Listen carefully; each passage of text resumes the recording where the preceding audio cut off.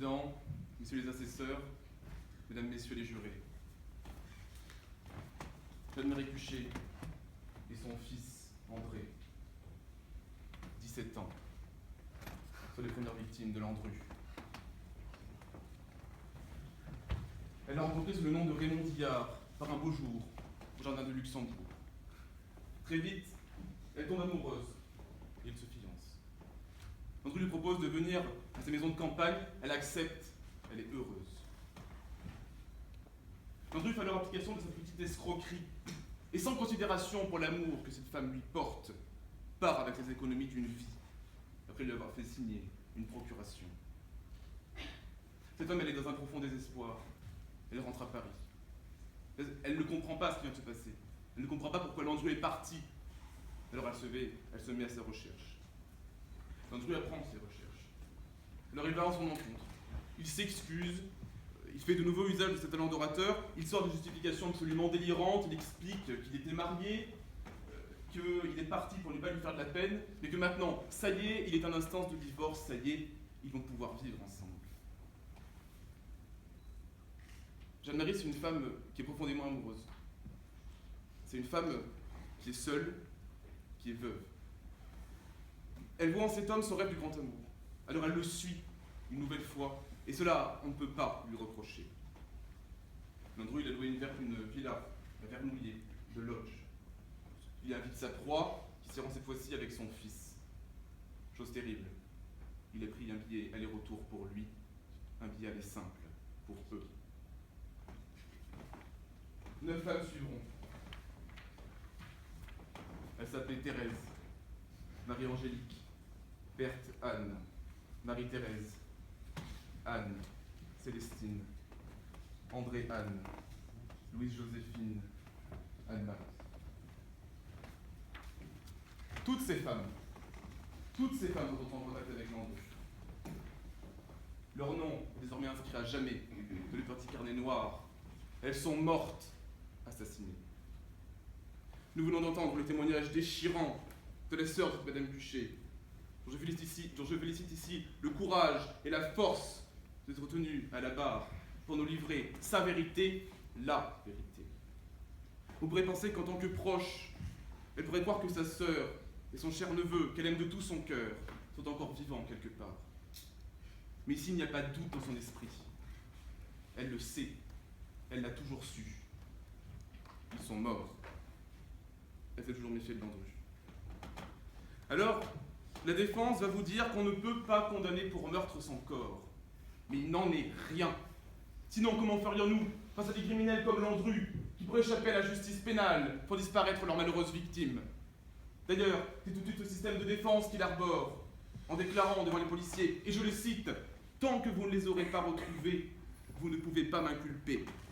Si j'ai tué ces femmes, montrez-moi leurs cadavres. » Mesdames, Messieurs les jurés, je vais vous demander d'être très attentifs à ce que je vais vous dire. Vous pouvez condamner pour assassinat sans que l'on ait retrouvé de corps, lorsqu'il y a suffisamment de preuves pour démontrer la commission des faits. Le code pénal ne subordonne aucunement, dans ses dispositions, l'application de l'infraction d'assassinat à la découverte du corps de la victime.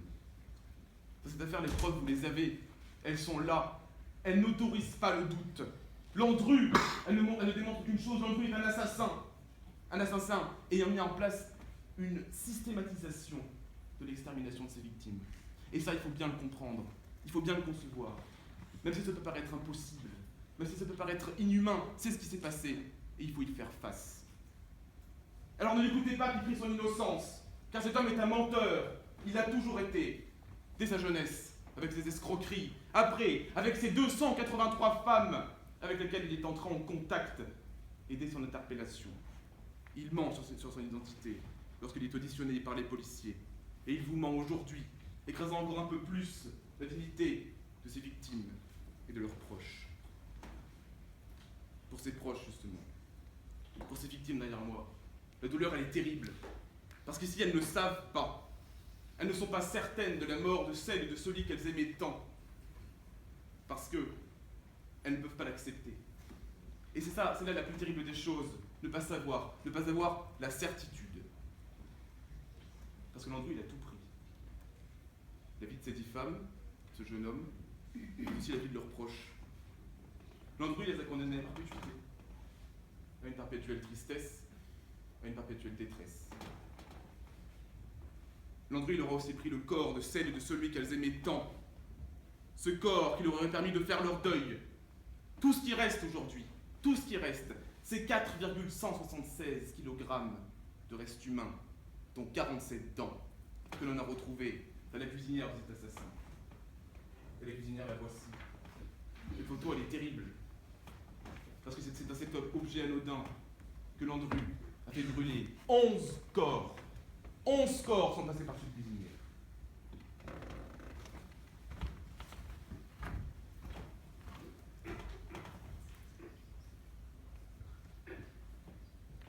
Alors, c'est à vous, mesdames, messieurs les jurés, de leur donner par votre condamnation de Landru la possibilité de faire leur deuil, d'enfin les soulager. C'est votre devoir, c'est votre responsabilité. Et si, par l'impossible, vous acquittiez Landru, je dois vous dire une chose. Landru n'est pas un criminel de droit commun. C'est un pervers, un psychopathe. Les médecins, les expertises psychiatriques sont formelles. Si jamais vous le laissez sortir de cette cour libre, alors il recommencera. Il recommencera à manipuler, à escroquer, et à tuer et à détruire. Et on se retrouvera dans une nouvelle cour d'assises avec monsieur l'avocat général, maître Moreau, ma consoeur, et d'autres proches éplorés à lire de nouveaux noms sur un nouveau carnet. Aujourd'hui, vous êtes seuls à avoir le pouvoir de faire stopper la folie meurtrière de cet homme. Sachez, mesdames, messieurs les jurés, que les victimes de Landru vous regardent en ce jour et crient en chœur de tout leur être. On ne veut plus que cela recommence. On veut aujourd'hui que cela cesse. On veut qu'on nous rende justice. Qu'on nous rende cette dignité que Landru nous a volée. Et moi je le sais. Vous n'êtes pas dupe. Vous n'êtes pas faible. Et cette intime conviction, vous l'avez. Vous savez, je me suis posé une question en préparant ce dossier. Je me suis dit, mais pourquoi Landru les a tuées, ces femmes? La réponse, elle est terrible. Et c'est la réponse de ce procès. Pour rien. Pour de l'argent. Pour pas grand-chose en plus. Pour quelques sous, pour quelques francs. Pour rien. Alors moi, ce que je vous demande aujourd'hui, c'est simplement, de rendre justice à ces 10 femmes, à ce jeune homme et à leurs proches. Parce que la justice, justement, c'est tout ce qui leur reste aujourd'hui.